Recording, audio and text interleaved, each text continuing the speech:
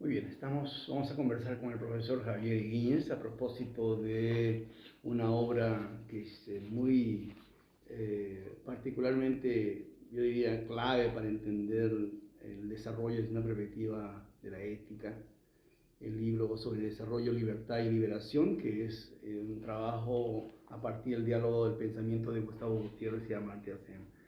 Javier, gracias por darnos este tiempito para conversar.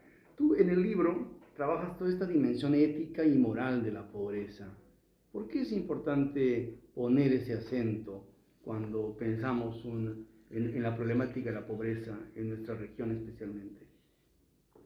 Bueno, gracias en primer lugar por la conversación, por la consideración, eh, para conversar efectivamente sobre un tema de este estilo.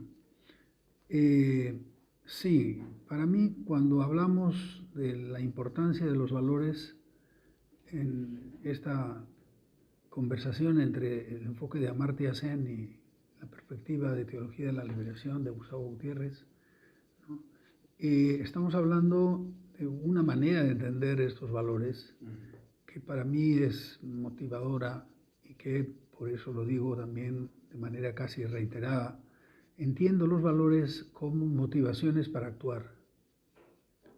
Es lo que nos impulsa a hacer algo respecto de una situación que hay que resolver, respecto en general de aquello que falta por hacer en el terreno de la justicia, en el terreno de la mejora en las condiciones de vida de la gente.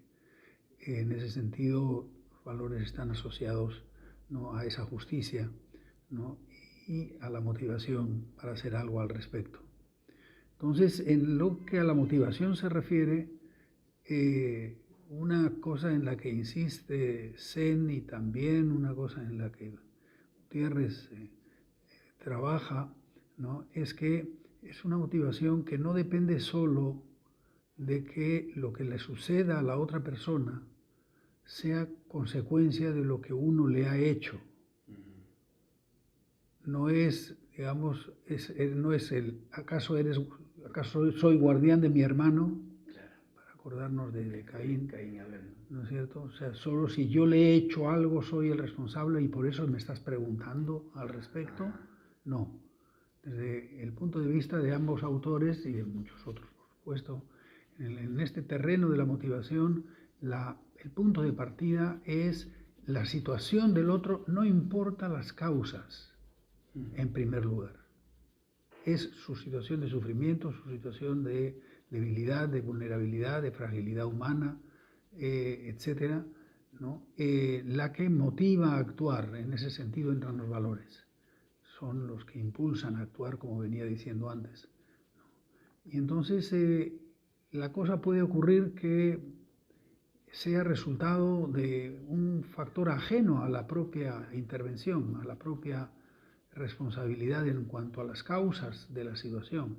No es porque yo le he hecho algo que le debo otra cosa, sino es debido a la situación en la que vive, ¿no? No está en el libro, porque eso lo he visto yo también luego en otros autores, ¿no?, pero incluso también somos responsables en esta perspectiva de situaciones que son producto de lo que algunos llaman el infortunio trágico, que es situaciones, pueden ser climáticas, pueden ser casuales en muchos sentidos, no responsabilidad de lo social, no motivados por el orden social o por el pecado, por ejemplo, poniéndolo en una perspectiva más profunda, en un cierto sentido, y teológica, ¿no? Sino que, como vengo diciendo de manera reiterada y con distintas frases, ¿no?, la motivación, los valores, las responsabilidades van todos juntos en asuntos de justicia, que son los que observamos en la vida de la gente independientemente de la causa que exista. Claro, luego viene el momento de la causa. Después de haber sido impulsados por nuestra cercanía a las personas, por nuestro afecto hacia ellas, en ese sentido, por la responsabilidad que tenemos en ese papel, ¿no? Luego también viene, por supuesto, y en eso insistirá mucho Gutiérrez, por ejemplo, en que hay que ir a las causas. No es solo, digamos, resolver, entre comillas o no entre comillas, parcial o totalmente, ¿no? Las razones del problema y el problema mismo, sino que hay que ir a las razones mismas de la situación. ¿Para qué? Yo lo entiendo como para añadir eficacia, ¿no?, a la respuesta que se le dé. Y por lo tanto a que sea una resolución de tipo que llamaríamos luego, ¿no es cierto?, estructural, por ejemplo, ¿no? En cuanto a que la manera nuestra de enfrentar el problema sea una manera que colabore a que no se vuelva a repetir esa situación o no tenga la gravedad que tenía en cierto momento. Tú en el libro mencionas sobre la importancia de asumir una responsabilidad moral, ¿no? ¿Qué implicancias tiene para un contexto como el nuestro esa responsabilidad moral en la lucha contra la pobreza o para, digamos, para la lucha frente a las desigualdades?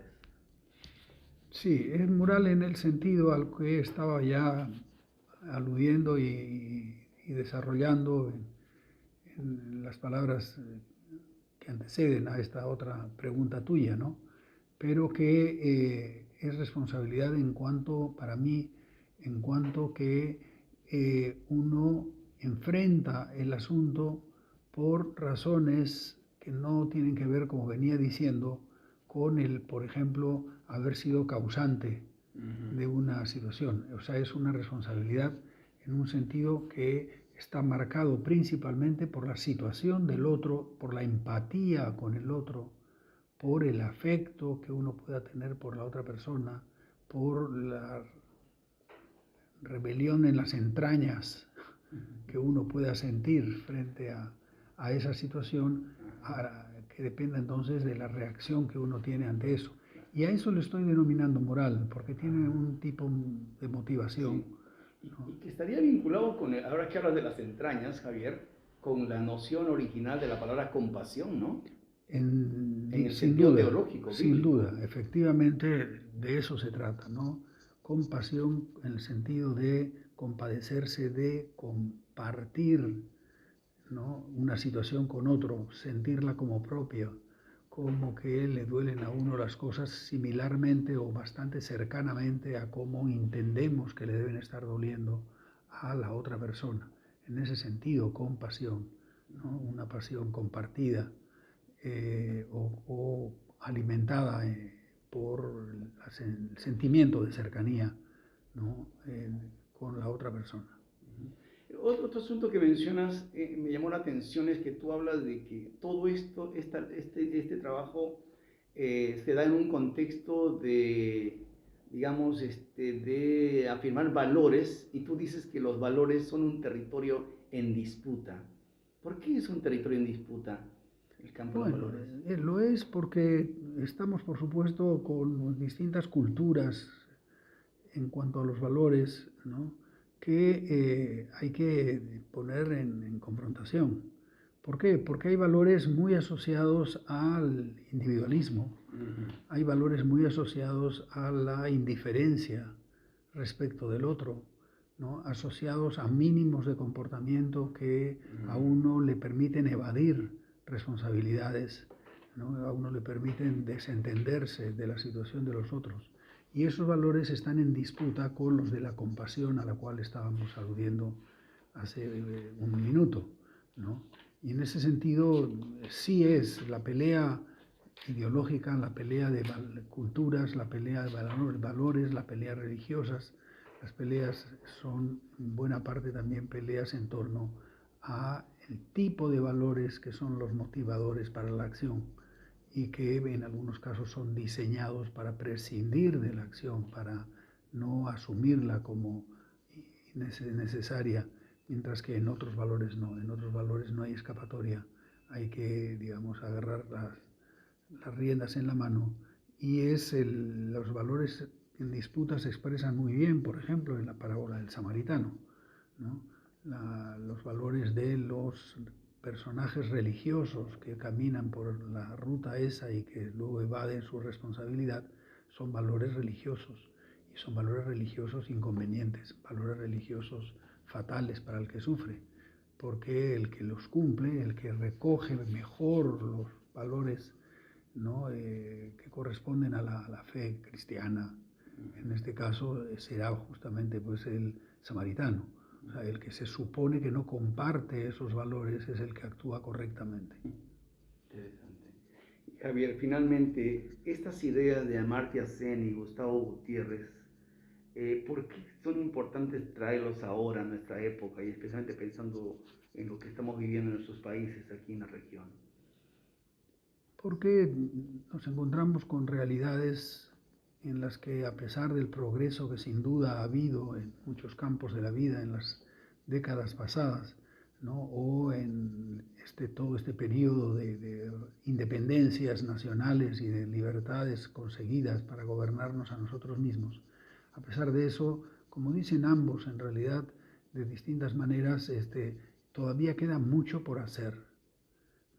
O sea, la responsabilidad es sobre lo que falta por hacer, no, digamos, solo por una situación determinada, sino por las carencias que siguen estando vigentes, ¿no? A pesar de los progresos que sin duda también se han logrado, ¿no?